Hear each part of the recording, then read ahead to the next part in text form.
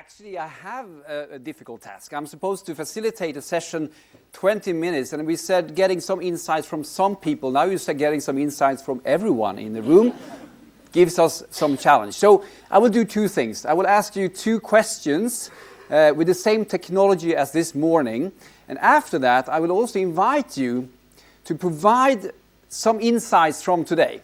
And you will do that around, and you can see this is very steered, huh?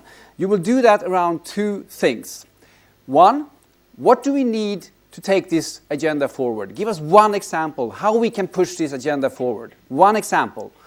The risk there is that you will say someone else should.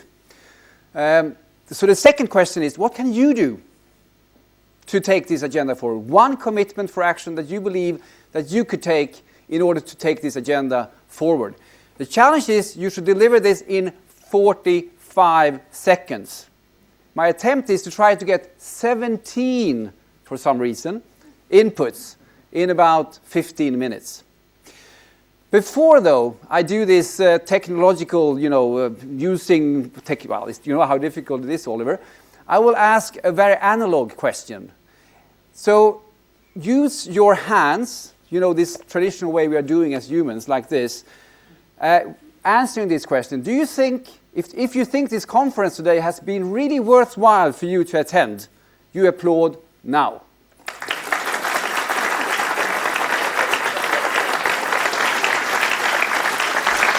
Okay. If you really think that it's been a lousy day and I'd rather do something else, you applaud now. You see, you can do it without technology. It works really well. The thing is, they also promised me that there should be a small thing here. It's gone. Yes. So it's gone. You have it in your hands? Yep. Okay, good. No. They have.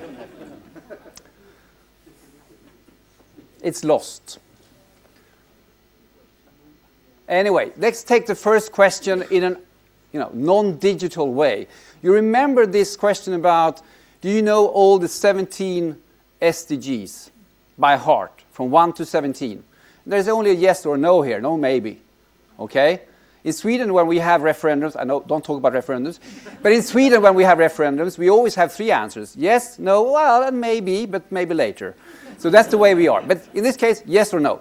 So if you know the SDGs by heart, all 17, and you will be really committed to stand up and deliver them straightforward, you raise your hand now.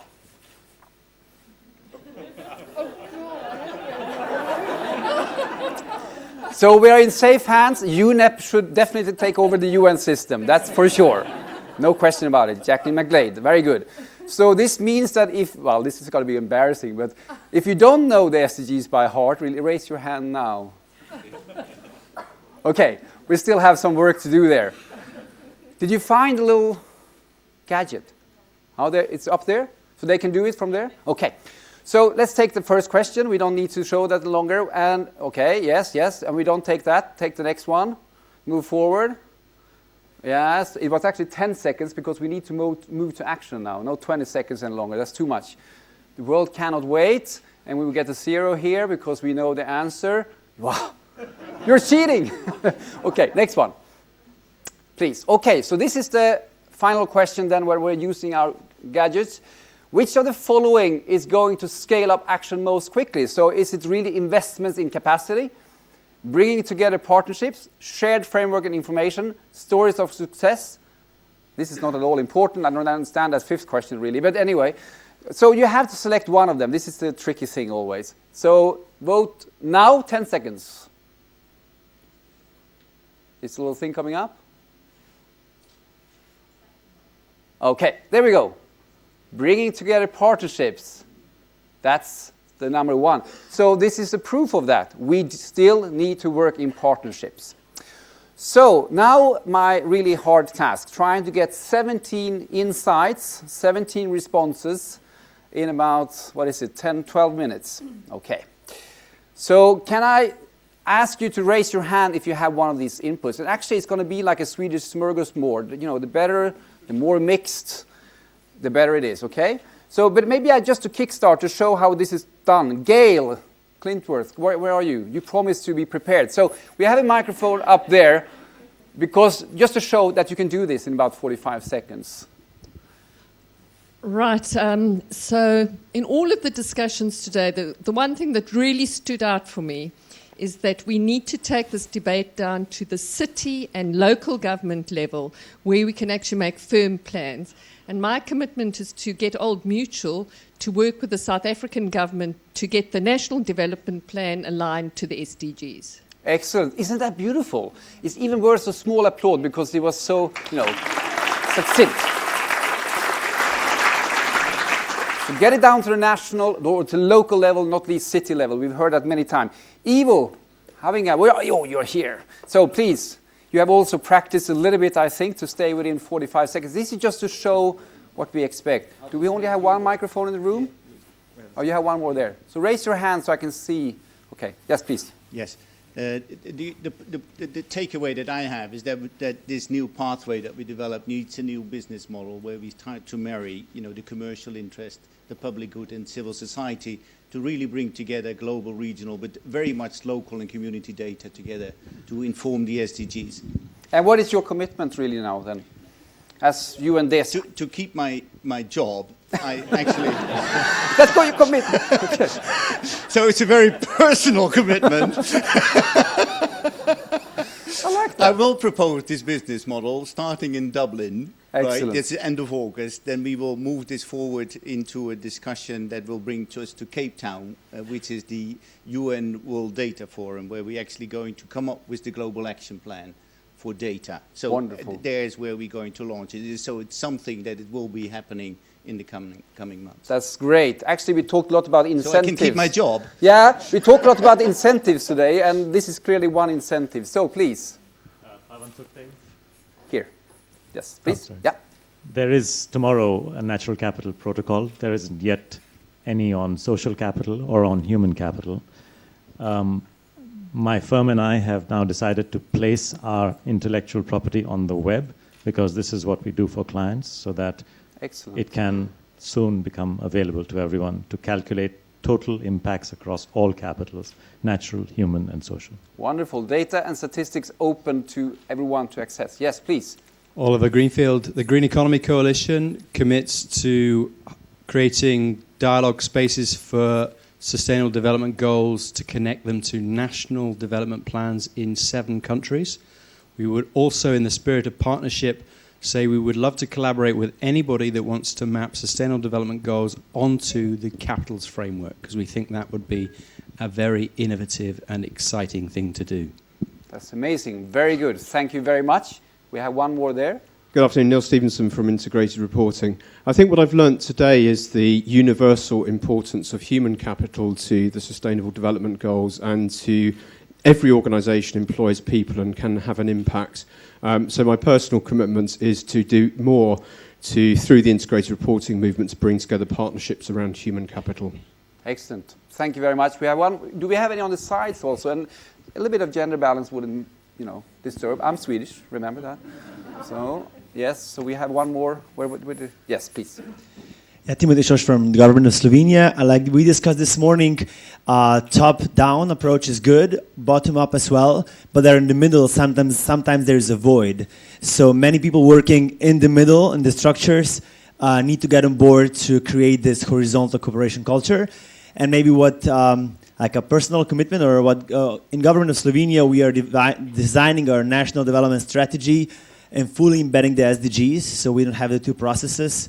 We are modeling through the many challenges we have, but it seems to be working. Very good, thank you. And it's great to hear that. A lot of people have really stated national commitments, national strategies being developed right now. It's a window of opportunity, clearly. So where else? Yes, please. What about the sides? Are you? David Nussbaum, WWF UK. We commit to work with other NGOs in our sector to press the new Prime Minister of this country and her government to utilise the SDG framework, not only in our support for international development, but domestically as well. That's going to be very interesting. Yes, there is also a window of opportunity every time you change Prime Minister. It's true. Hi, I do apologise, another bloke. Johnny Hughes, I'm with the Scottish Wildlife Trust. We've recently, with the Scottish Government, taken forward something called the Natural Capital Asset Index, which is now a national performance indicator in the Scottish Government's overall framework. My commitment is to push the Scottish Government to make sure that that is implemented at both the regional and the local levels to drive action. And can I just be curious, when you say you're going to push the government, give us a sort of $1 or £1 tip.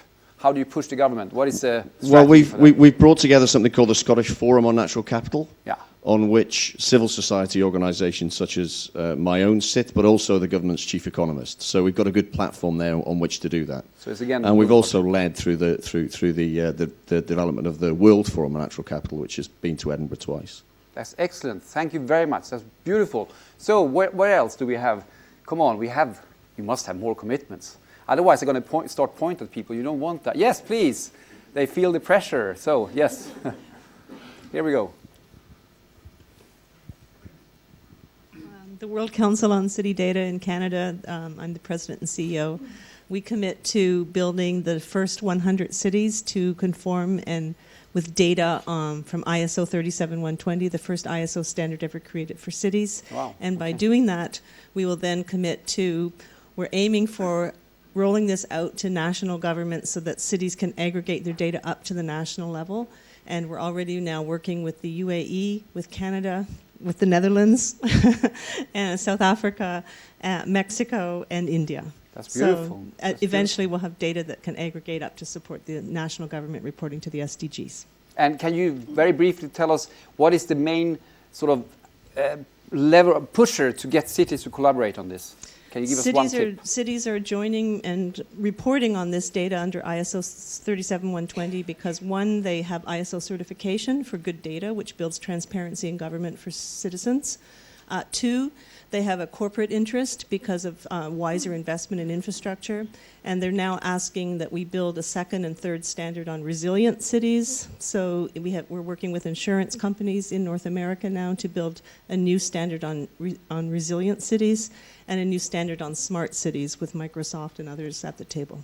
Interesting. Thank you very much. Really partnerships again. Yes. So, yes, please. Laszlo Pinter, International Institute for Sustainable Development in Canada, Central European University in Hungary. And as the saying goes, talk is cheap, goals and indicators are better, but the best is if there is capacity to deliver. So what I commit to is that we will develop an index to measure the capacity of countries to actually deliver on international commitments, and such as the SDGs. Some of the footwork is already done, and I think you will see this coming out sometime next year. Excellent. Thank you very much. So, who else? Do we have anyone volunteering? Yes, please. Anyone else on this side? I think I'm the first woman who makes a commitment. Or maybe the second. Even the third. Or maybe the third. I've not been counting well. I represent a global organization of evaluators. Now, evaluation is imperative to connect indicators and measurement to development and to policy. We have not heard much about that here. Development cannot take place without evaluation. Translating data and measurement into something that is understands why, how things happen for whom, under what circumstances. So I commit my global organization to ensuring that an organization or a meeting like this understands the value that evaluation can add, that measuring what matters is not enough. One needs evaluation of what matters as well to complement the good work done through organizations represented at this meeting. Excellent. Thank you very much for that. Evaluations. We have 5 more minutes. I have 5 more to get to 17, so, or even 6, so help me out here. Do we reach the goals? Do we reach 17? Please. We have to get good points. I'm Paul Druckmann from the Integrated Reporting Council. I'd just like to come back to Oliver on his commitment that we will commit to work with you on linking the capitals to the SDGs. That's wonderful. Now we're starting getting there. Yes, so please. What about this side? It's been awfully quiet here, so please. Shujata Sonalika from the Confederation of Indian Industry. We work with a lot of Indian companies, about 200,000 units across the country. When we launched the global goals, we communicated this to a lot of our member companies who are very, very excited. But since the launch, there has been a bit of a, well, now what? So my point will bring together partnerships and also a shared framework for action. If perhaps we can work with A4S to develop maybe a checklist under each of the goals that we can then share out to our business members who can start thinking about those 5 bullet points as they develop their corporate strategies further and take that message out to the wider business community, especially the smaller companies. I think that has potential to make a difference. Excellent. Thank you very much. And for bringing in the SMEs. We tend to forget. We talked quite a lot about groups that are not here today. And SMEs, I think, are one of them, maybe. Anyway, so yes, we have in the back there, please.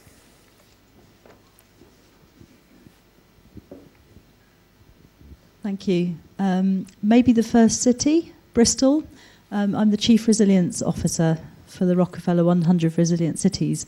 I've got 2 personal pledges, which the first is to work with stakeholders in Bristol to think about how the SDGs could be translated into local actions and local framework.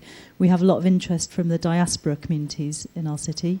And the second is to work with the Rockefeller 100 Resilient Cities to talk about how the SDGs map onto the resilience framework that all the CROs are using around the world.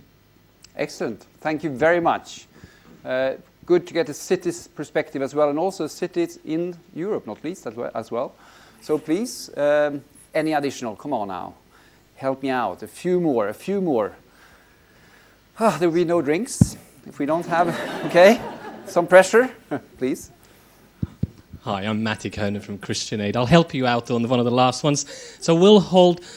At Christian Aid, we hold both governments and businesses accountable for what they've said. So it's our role as civil society to record what you've said and hold you accountable. Concretely, we will work with other stakeholders, businesses and governments to say what good looks like. And then we've done that on tax. We did a report on getting to good, on more transparent and accountable tax systems. And we'll do that on many other issues, on low carbon economics, make a big shift from low carbon towards low carbon economies, and to recognize good practices. Sometimes NGOs don't do that. We're going to do that more. We're going to show when good practices happen. We'll celebrate them with you. Thank you. Excellent. Thank you very much. Can I get one more? Yes, please. One more there. Okay, last 2. Or? No, okay. I'm Julia Prescott from Meridium, a long-term infrastructure investor. We currently invest over 25-year periods, and we incorporate ESG, very strong ESG patterns into all our investments. What we will continue to do is to exhibit the benefits of putting ESG into those investments and search as far as we can for quantitatively presenting those benefits. Excellent. Thank you very much. And I know I see a big 0 up here.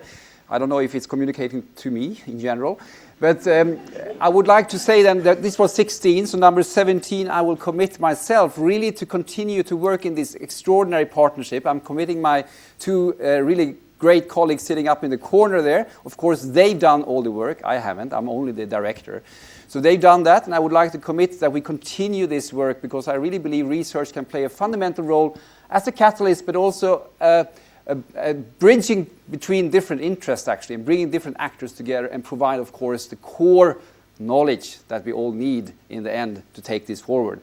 And can I just end also by sort of personally thanking His Royal Highness for also the leadership in this commitment and taking really the SDGs forward before they were even actually decided in New York. The commitment comes back in 2012, already in Rio de Janeiro, before the SDGs. We saw they were coming, and this program started, which makes us more prepared today, actually, than we would have been otherwise, because we have 13.5 years left.